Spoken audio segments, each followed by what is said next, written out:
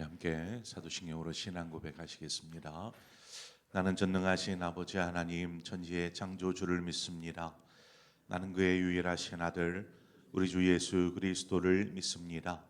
그는 성령으로 잉태되어 동정녀 마리아에게서 나시고 본디오 빌라도에게 고난을 받아 십자가에 못 박혀 죽으시고 장사된 지 사흘 만에 죽은 자 가운데서 다시 살아나셨으며 하늘에 오르시어 전능하신 아버지 하나님 우편에 앉아 계시다가 거기로부터 살아있는 자와 죽은 자를 심판하러 오십니다.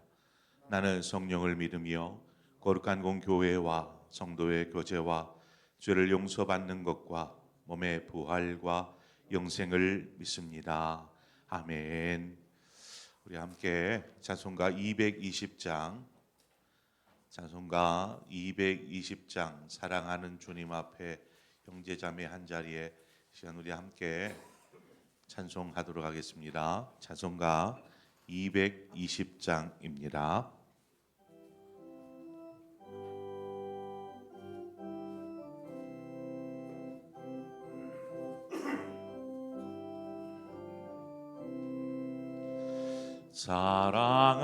사랑하는 주님 앞에 형제자매 한자리에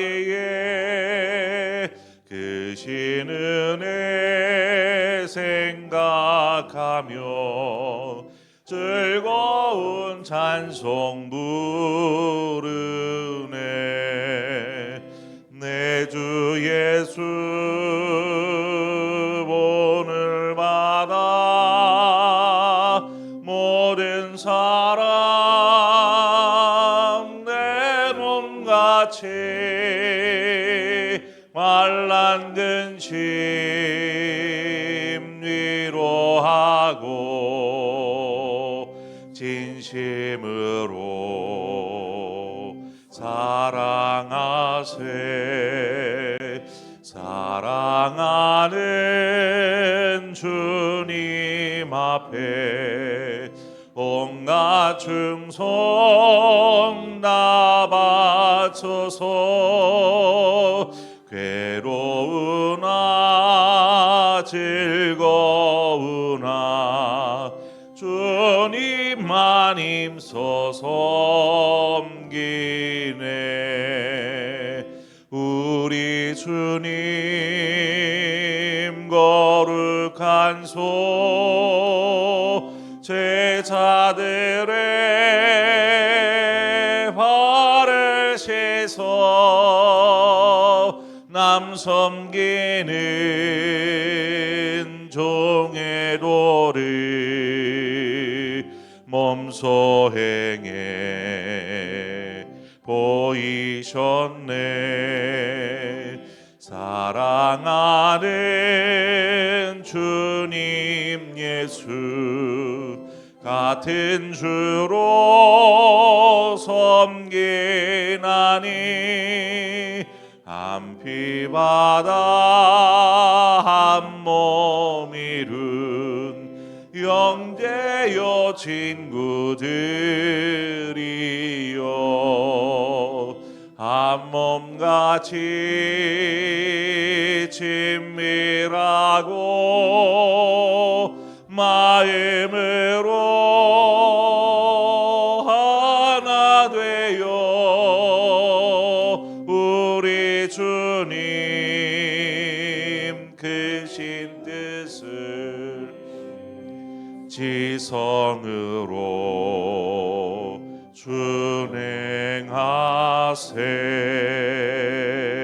준행하세.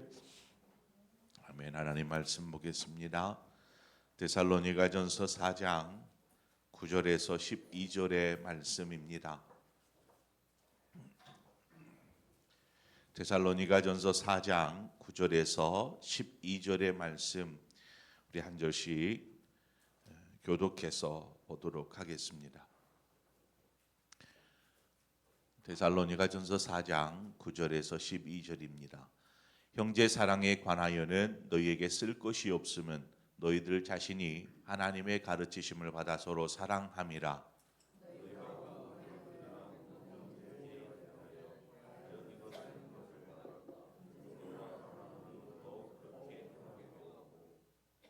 또 너희에게 명한 것 같이 조용히 자기 이 일을 하고 너희 손으로 일하기를 힘쓰라.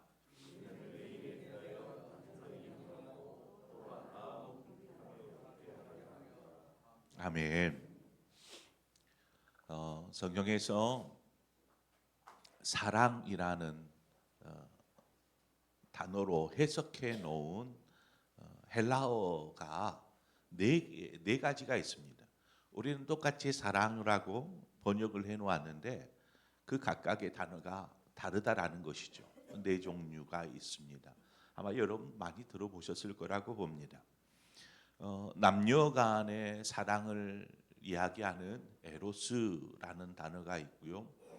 그 다음에 가족 간의 사랑을 이야기하는 스톨게라는 단어가 있고, 또 친구들 간의 우정 어린 사랑을 다루는 필리아라는 단어가 있고, 또 무조건적이고 희생적인 사랑을 이야기하는 아가페. 그래서 이 아가페 사랑을 하나님의 사랑을 이야기할 때 이 아가페라는 단어를 사용합니다. 제가 왜 이 이야기를 전하냐면 오늘 본문의 그 구절을 보면 구절에 사랑이라는 단어가 두 번 나와요.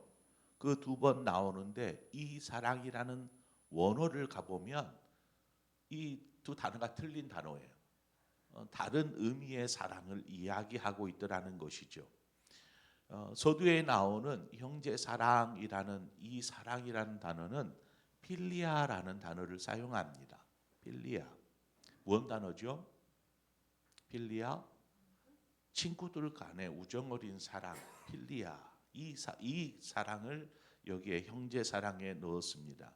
이것은 무엇을 이야기하냐면 데살로니가 성도들 간의 사랑을 이 필리아에 빗대어서 이야기했던 것입니다. 서로 우애가 있고 뭐 이런 필리아의 사랑. 데살로니가 성도들은 이제 서로를 존중하고 또 신뢰하는 그런 깊은 필리아적인 유대 관계가 있었던 것입니다. 그리고 9절 중반 이하에 보면 하나님의 가르치심을 받아 서로 사랑함이라 이렇게 말하는데, 여기에서의 사랑은 아가페라는 단어를 사용합니다. 앞서 아가페라는 단어는 무조건적이고 희생적인 사랑을 이야기한다고 말씀을 드렸는데, 그러니까 이 두 가지 사랑은 어떤 하나님의 사랑에 기초를 둔 사랑이라고 말할 수 있습니다. 그러니까 한마디로 사도 바울이 데살로니가 성도들에게 여러분 서로 사랑하십시오 이렇게 말할 필요가 없었던 것은 지금 데살로니가 성도들이 필리아보다 더 성숙된 아가페적인 사랑을 하고 있었던 것입니다. 무조건적이에요. 자기 희생을 마다하지 않아요. 그러니까 성도들을 향하여서 그런 사랑을 나누고 있었던 것이죠. 자기 이익을 구하지도 않고 사랑함에 있어 어떤 조건도 두지 않으며 그저 서로 아껴주고 사랑하고 있었던 것입니다. 자, 이렇게 데살로니가 교회가 어떤 성숙한 관계를 이룰 수 있었던 것은 무엇 때문일까요? 이 데살로니가 교회 성도들의 성품이 너무나 좋은 사람들만 이렇게 모여가지고 공동체를 이루었기 때문에 이런 아름다운 아가페적인 사랑을 나누는 공동체가 되었을까요? 그렇지 않습니다. 이들이 이러한 사랑을 나눌 수 있는 공동체로 변화될 수 있었던 것은 하나님의 가르치심, 즉 말씀에 대한 순종에서 비롯된 것이었습니다. 데살로니가 성도들이 말씀을 듣고 배울 수 있는 시간은 그렇게 길지 않았습니다. 사도 바울이 복음을 전하는 시간은 3주밖에 되지 않았고요. 후에는 사도 바울이 데살로니가 성도들을 생각하며 하나님의 일꾼인 디모데를 파송해서 디모데가 잠깐 데살로니가에 와서 이 성도들을 믿음 안에 세우는 역할을 하지 않았습니까? 그러다 보니까 그렇게 말씀을 배우고 하는 기간은 그렇게 많지 않았어요. 그럼에도 예수 그리스도의 복음을 듣고 하나님의 자녀가 된 데살로니가 성도들은 그 복음 안에 담겨진 예수 그리스도의 십자가의 사랑, 그 사랑을 입은 자가 되지 않았습니까? 그 예수 그리스도의 십자가의 사랑을 인하여서 자신들이 하나님의 자녀가 되었다라는 이 사실을 이들이 알고 있었고, 즉 그 사랑을 나는 입었습니다. 또 그 사랑을 본받아서 지금 데살로니가 성도들과 사랑하며 교제하며 살고 있었던 것입니다. 그러니까 그 복음, 생명의 말씀을 그대로 삶으로 이들은 살아가고 있었던 것이죠.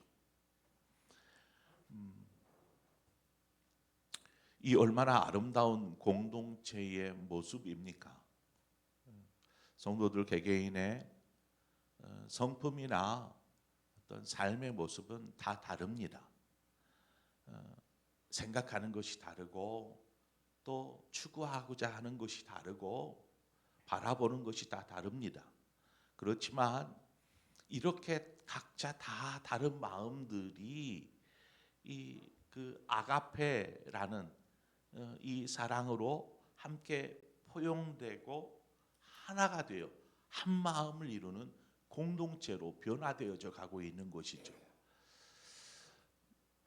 악한 본성을 가진 사람이 여러분 생각해 보세요. 아예 본성 자체가 악해요. 그 사람이 사랑한다고 한들 얼마나 사랑할 수 있겠습니까? 악함이 그들 안에 없을 수가 없어요. 데살로니가 교회가 정말 사랑이 넘치는 교회라고 하지만 그 안에는 또 악함이 드러날 수 있어요. 그래서 누군가가 귀에 거슬리는 말을 할 수도 있고요. 또 옳지 않은 행동들을 할 수도 있고 또 누군가에게 상처를 주는 그러한 일들이 발생할 수 있어요. 이런 것이 전혀 없는 교회가 아니에요. 어느 집단이나 어느 교회나 이러한 악함이 있어요. 우리 이거 인정해야 합니다. 그런데 그런 악함이 드러난다 할지라도 이것이 아가페 곧 자존심을 내려놓고 조건 없이 그저 사랑하는 것입니다. 그러니까 이 악함이 가려지는 것입니다. 베드로전서 4장 8절은 말합니다. 무엇에든지 뜨겁게 무엇보다도 뜨겁게 서로 사랑할지니 사랑은 허다한 죄를 덮느니라. 뜨겁게 사랑해라. 그 사랑할 때 너희들 안에 악함이 가리워지는 거야. 덮어지는 거야 라고 말하고 있습니다. 사랑이 다른 사람의 허물을 덮어줌으로 온전한 사랑을 이루는 공동체로 변화되어 가는 것이죠. 그냥 되어 가는 것 아닙니다. 여러분, 사랑하는 사람을 사랑하는 것 그 어려운 일 아니에요. 사랑하는데요. 또 사랑받고 있는데요. 그 사람 사랑하는 거 어려운 일이겠어요. 죽고 못 사는데 사랑하는 사람, 내가 좋아하는 사람 사랑하는 것은 어렵지 않아요. 그러나 아가페라는 것은 도저히 사랑할 수 없을 것 같은 사람, 나 저 사람 용서 못해, 사랑할 수 없어 라고 생각되는 사람, 나를 모욕하고 나의 자존심을 깡그리 뭉개는 그러한 사람, 이러한 사람일지라도 우리는 그 사람을 죄인이라고 칭합니다. 저런 죄인마저도 사랑하여서 자기 목숨조차 아낌없이 내어주신 예수 그리스도의 십자가의 사랑, 그 사랑을 이야기하는 것이죠. 이런 사랑은 쉽지 않습니다. 누가 자기 자존심 내려놓고 사랑할 수 있어요? 자신을 모욕하는 사람을? 예수님의 십자가의 사랑은 이 모든 것을 다 보여주는 아가페 사랑이었습니다. 저는 우리 교회를 위해서 기도할 때 좀 데살로니가 교회가 같이 사랑이 넘치는 교회가 되어지기를 바랍니다. 오늘 본문 10절에 보면 너희가 온 마게도냐 모든 형제에 대하여 과연 이것을 행하도다. 형제들아 고나노니 더욱 그렇게 행하고. 이 구절을 보면 데살로니가 교회 성도들이 성도들 간에 공동체 안에서 사랑을 나누었습니다. 그러나 이 구절을 보면 단순히 공동체 안에서만이라는 공동체에 국한되어 있지 않았더라는 것입니다.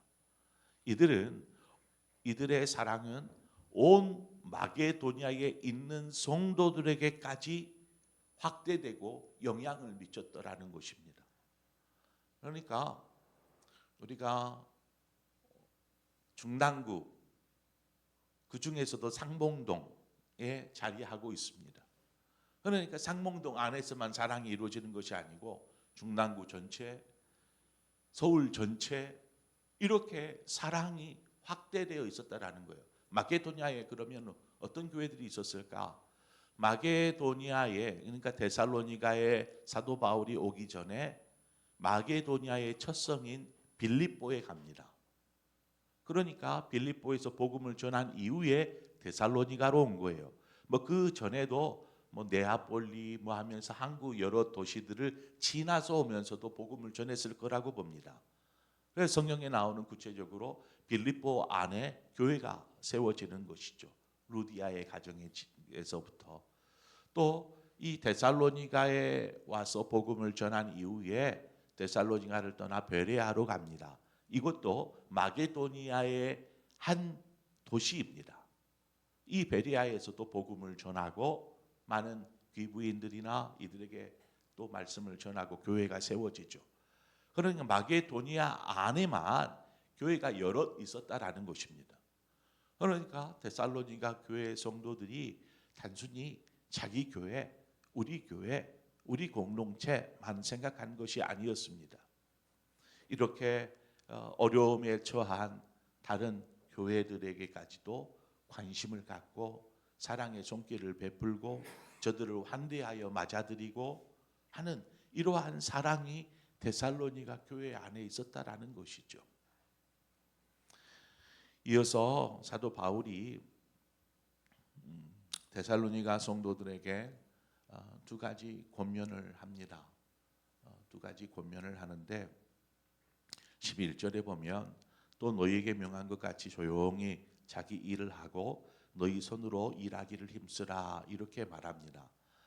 왜 이런 말을 하게 되었냐면 당시에 그리스도인들에게 있어서 예수님이 다시 오신다라는 그리스도의 재림에 대한 잘못된 이해와 해석들이 있었다라는 것입니다. 이러한 재림에 대한 잘못된 이해는 어떤 생업을 포기하게 하는 주님 오실 건데 내가 이 세상에서 육신의 일을 해봐야 무엇하는가 하면서 그냥 자기 일을 포기하고 그냥 교회에서만 사는 거죠. 옛날 92년도에 다미 선교회라는 이단 단체가 있었습니다. 그래서 그때 92년 10월 28일인가요? 생각 안 나세요? 그 날을 콕 집어서 그날 주님이 오신다라고 얘기를 하였던 단체가 그 단체였습니다. 그래서 그날 10월 28일 그날 그 다미 선교회 안에 세마포로 옷을 짓고 사람들이 모여서 며칠 전부터 계속 그에 밤내 철야하면서 기도하고 이랬던 이 다미 선교회.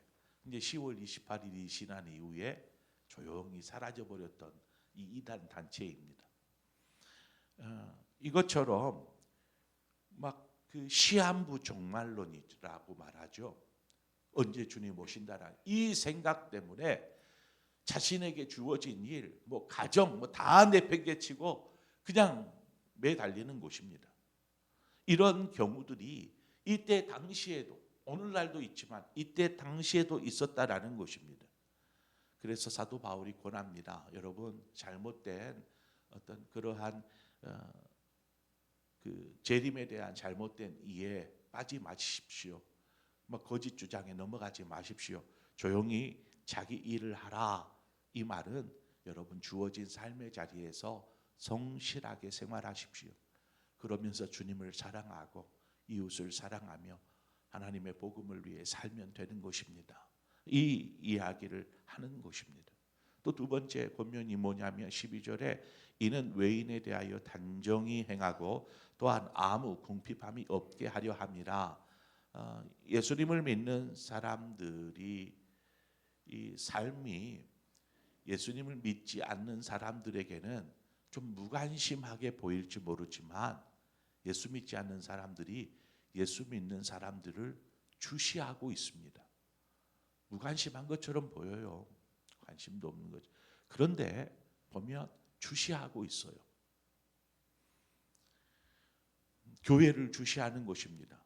그래서 뭐 잘못하는 것들이 나타나면 막 비난합니다. 교회가 저래 손가락질합니다. 그러니까 안 보는 것 같아도 다 관심을 갖고 있더라는 거죠.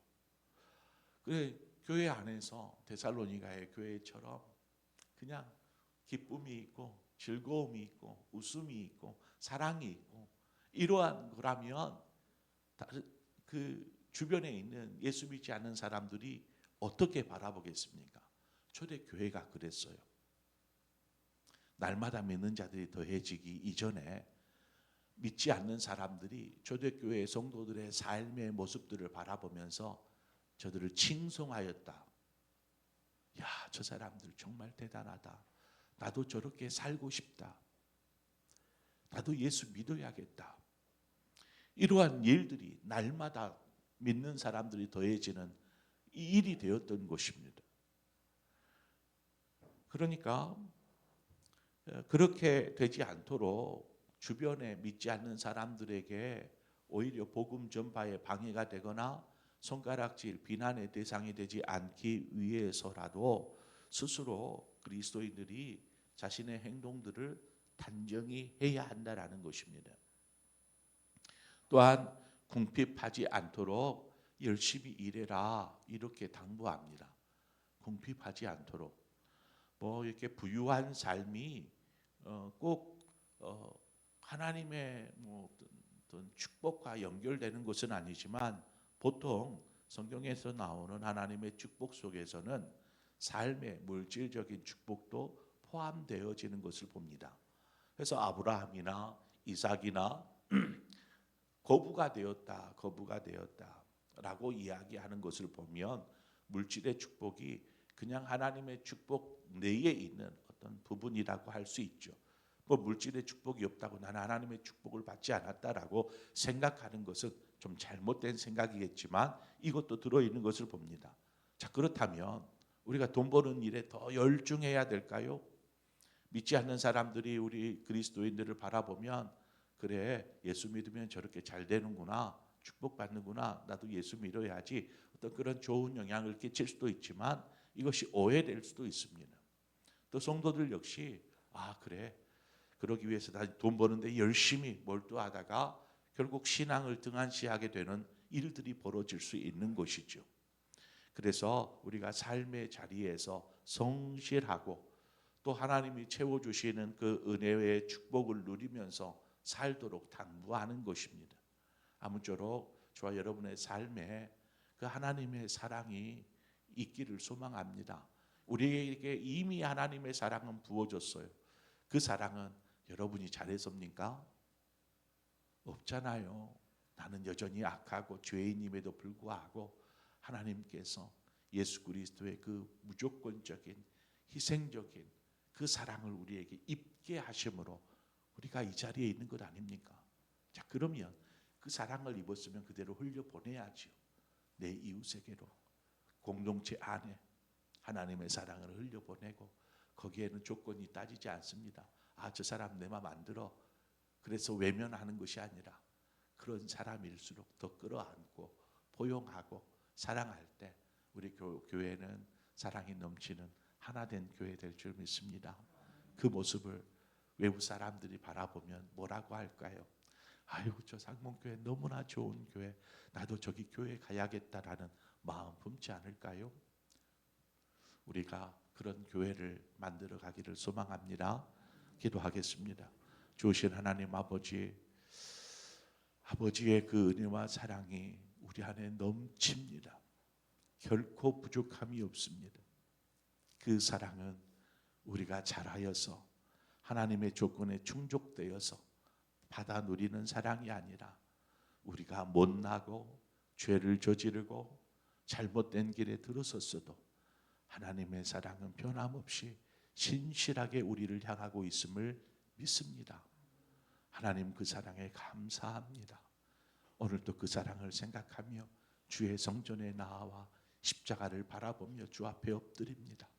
이제 우리가 그 생명의 복음, 그 사랑을 받아 누렸으니 그 사랑 베풀고 나누는 자로 살게 하여 주옵소서.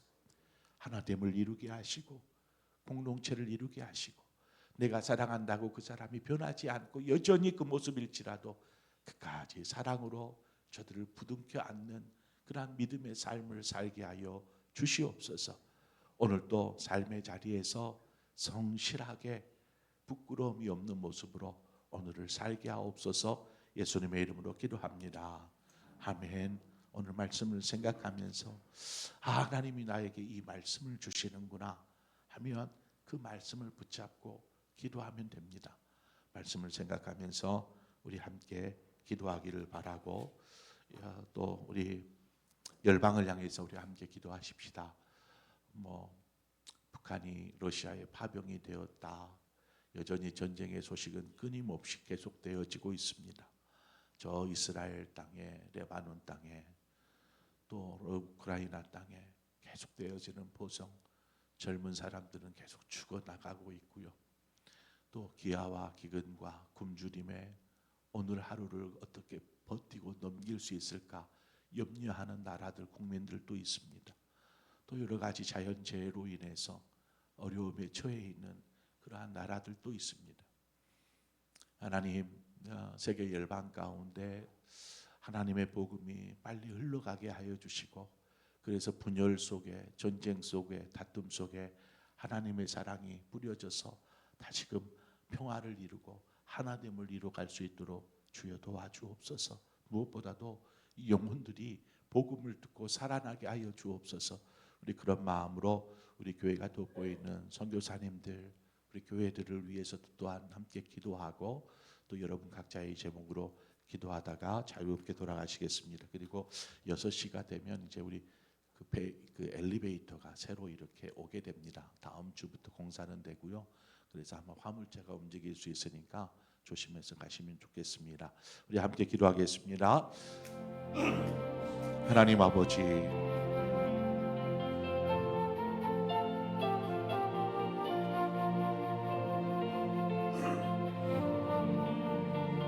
아버지